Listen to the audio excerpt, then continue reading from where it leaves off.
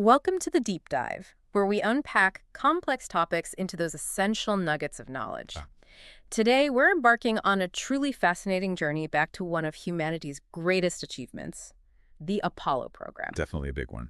But we're going beyond the familiar images, the footprints and flags. We're peeling back the layers to explore the unexpected challenges, the debates behind the scenes, and, well, the often unseen legacy that continues to shape our world. It's a deep dive with incredibly rich source material. We've pulled from the Apollo 11 mission report itself a detailed economic analysis on the program's actual cost, a report from the American Institute of Physics on Apollo-driven technologies, Right. and a really captivating science training history of the Apollo astronauts from NASA. Lots to dig into. So you might think you know the Apollo story, but our mission today is to uncover the raw human ingenuity, the surprising technical glitches, and the profound lessons learned that go, well, far beyond what you might read in the textbooks. What really stands out about the Apollo program, especially in its early days, is just how much they were figuring out as they went. Absolutely. When President Kennedy set that goal, landing a man on the moon and bringing him safely back, the initial focus was purely on that audacious engineering feat. Just getting there. Just getting there. But very quickly, as our sources reveal, a critical question emerged. What exactly would they do once they were there? It sounds like such a basic question now, but it sparked a huge philosophical debate, right? Max Faget, who was the director of engineering at the Manned Spacecraft Center. Yeah, he famously quipped that it wouldn't look very good if we went and didn't accomplish any science. Kind of put it bluntly. Ha, yeah. So that led to this fundamental tug of war. Should astronauts be highly skilled pilots who were then given science training? Or should they be scientists who are then taught to fly? And our sources indicate that the pilot-first philosophy largely won out, at least until, well, the very last Apollo mission, Apollo 17. Right, with the Jack Schmitt, the geologist. Exactly. That's when they finally included a professional geologist. And that pilot-first approach meant an absolutely rigorous and sometimes pretty ambitious science training regimen. Oh, yeah. We're talking about extensive geology lessons. Even if, as one astronaut later critiqued, some felt it was like too detailed with totally unnecessary terms. Right.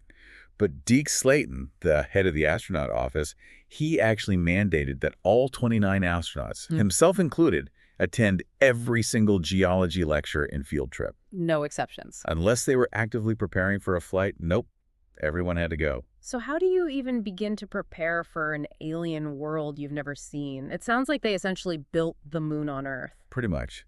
Initially, they had the moon room, which was basically a converted barracks designed to simulate the incredibly dim, low-light conditions astronauts would face. Trying to figure out how to work in near darkness. Exactly. Then came the rock piles at the Manned Spacecraft Center. These started as a relatively small, maybe 60-foot diameter area with volcanic rocks. But they quickly expanded to a massive 2-acre, over 300-foot diameter field with like 188 simulated craters. Wow, 2 acres. Yeah, and they even had sand piles at Kennedy Space Center and a sort of sandbox at MSC for practicing tool deployment. But those weren't pressurized, right? So not quite the real thing. Correct. Not like being in a bulky spacesuit, which was a key difference. But perhaps the most innovative attempts were to simulate lunar gravity itself, that feeling of being, what, 1/6 of your normal weight. Yeah, that was a huge challenge. They used the KC-135 airplane, often nicknamed the PO-GO simulator. Ah, the vomit comet. Well, yes, that too. It flew these parabolic arcs, giving passengers short bursts of near-zero gravity and even brief periods of lunar gravity. And that actually worked better than water tanks. Apparently so, yeah. Yeah. It provided a much better low-gravity simulation than immersion facilities could.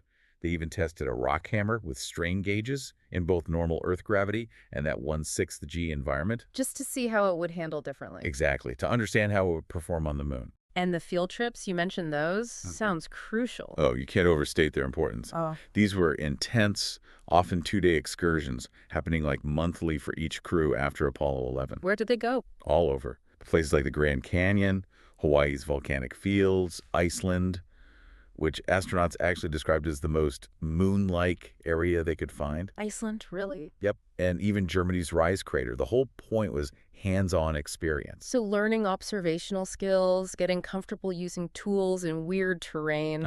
Practicing mapping, and crucially, communicating what they were seeing back to a simulated ground control, like learning the language of geology on the fly. What's striking is how challenging even simple tasks became in a bulky suit.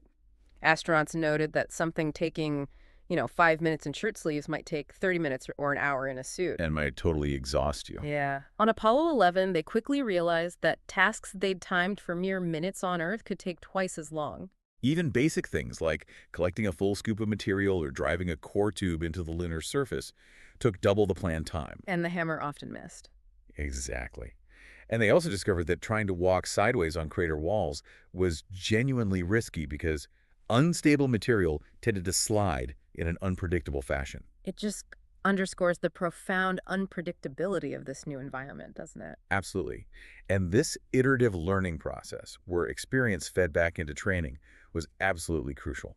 Pete Conrad, the Apollo 12 commander, was instrumental. How so? He recommended bringing Capcoms, the spacecraft communicators, talking directly to the crew from Houston and flight directors on the field trips. To bridge the gap. Precisely. It significantly improved the rapport between the science backroom on Earth and the operational teams. It connected theory and real-world application. Makes sense. And for Apollo 16, John Young and Charlie Duke were reportedly really enthusiastic about the geology field trips and the 1/6G airplane training, really highlighting the importance of that teamwork. But it wasn't always a smooth process, was it? Our sources mention a notable lack of interest from the Apollo 14 prime crew. Yeah, with one expert noting pointedly that the commander sets the tone.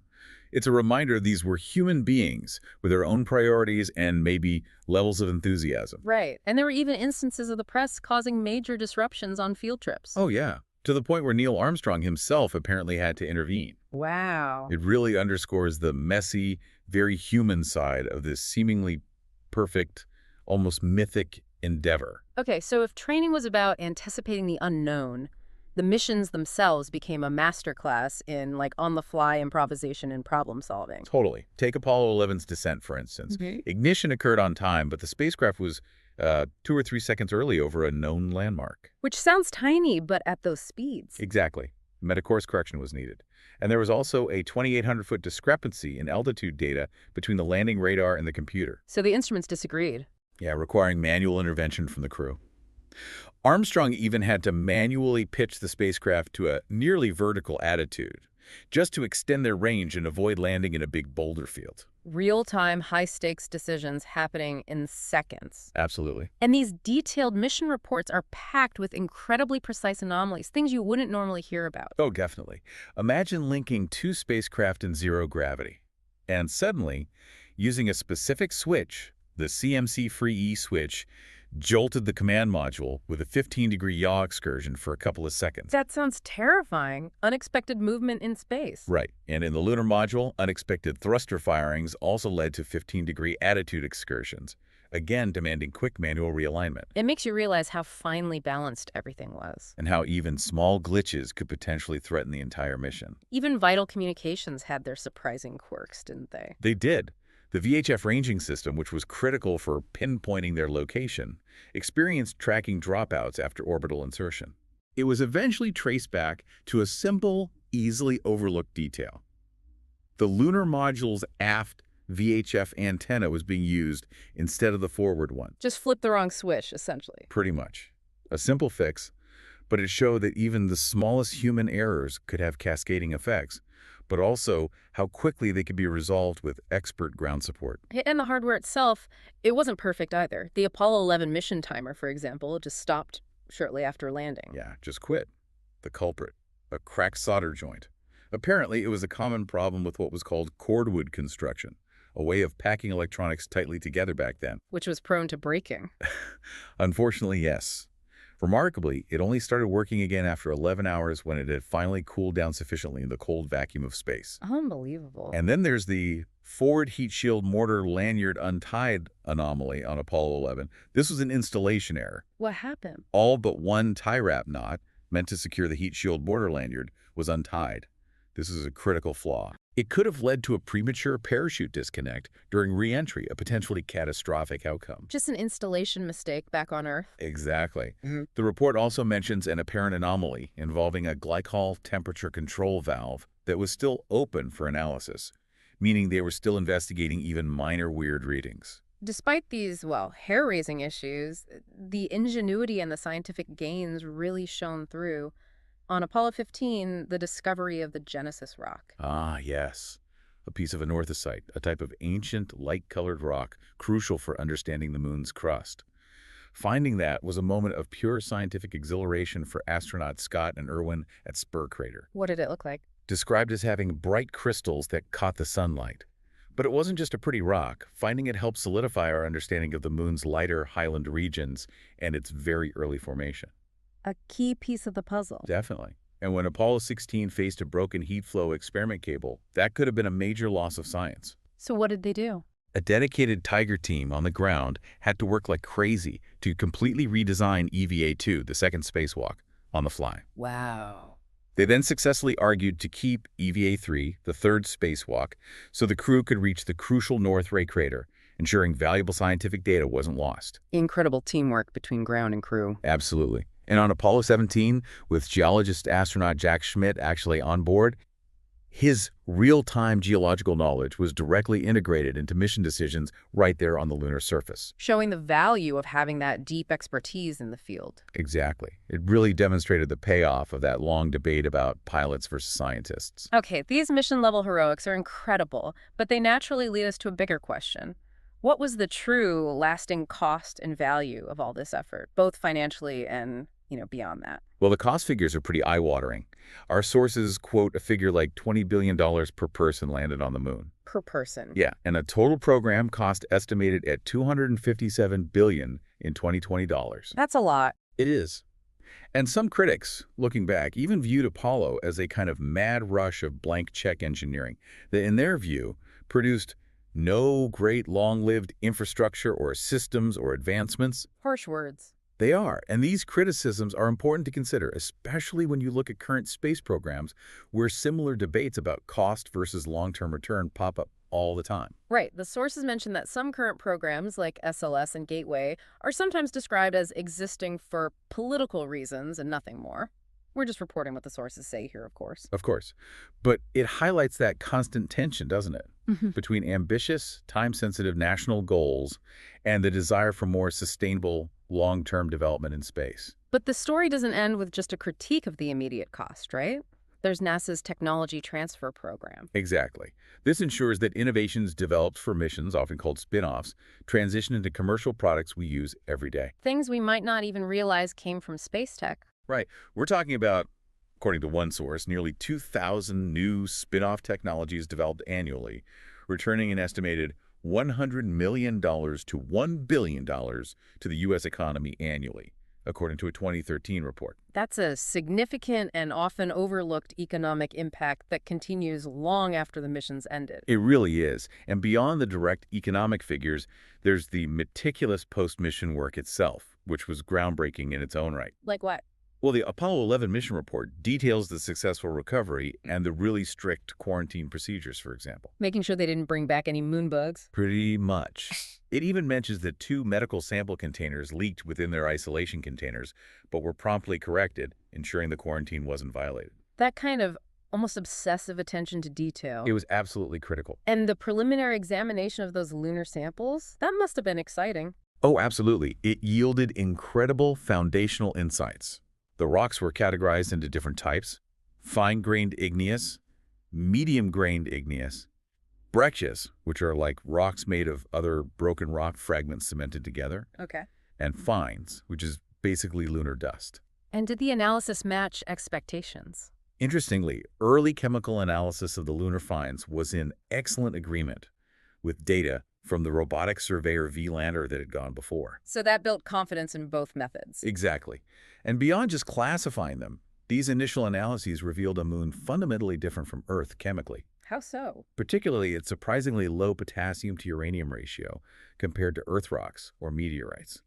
That was a crucial clue that helped reshape theories on how the moon itself actually formed. Wow. And they also put instruments on the moon, didn't they? Like seismometers? Yes, the passive seismic experiment deployed directly on the lunar surface. This provided truly groundbreaking data. What could it detect? It was incredibly sensitive. It detected the crewmen's footsteps nearby, the thud when they ejected their portable life support systems. No way. Yeah, and even crew movements inside the lunar module before liftoff. That's amazing sensitivity. It really was. It also observed over 200 meanquakes. Moonquakes. Yeah, some lasting up to 7 minutes. Some were similar to Earth landslides, apparently, though lunar quakes are far less frequent than earthquakes. So the moon isn't geologically dead. Not entirely, no. And the data even showed a frequency shift in the seismic signals right after the ascent stage departed, confirming the removal of that mass from the descent stage left behind. They were literally listening to the moon react to their departure. Precisely. Truly listening to the moon. This deep dive into Apollo really shows that even the most monumental achievements, they aren't just about perfect trajectories or grand pronouncements, are they? Not at all. They're built in a foundation of countless small details, human struggles, ingenious solutions, and an immense capacity for learning and adapting under pressure. It wasn't just a mission, it was a masterclass in iterative discovery and figuring things out. Totally. We've seen the meticulous planning of the traverses, the daily grind of training in those simulated lunar environments. The surprising challenges of even simple tasks like digging. Right. And the critical role of ground control in troubleshooting in real time.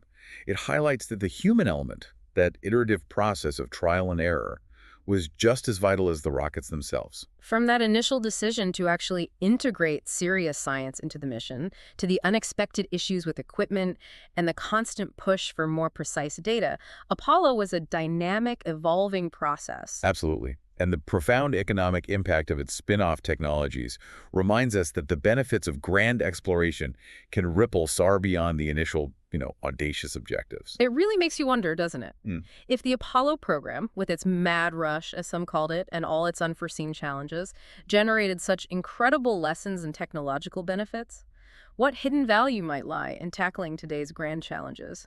Even with their inevitable complexities and setbacks. Yeah, that's a great point. What lessons haven't we fully absorbed yet? Indeed. Perhaps the biggest lesson from Apollo is not just what we accomplished, but how we learned to work through the unexpected, and how that messy human process itself can be the most valuable outcome. Well said. That's a wrap on this deep dive.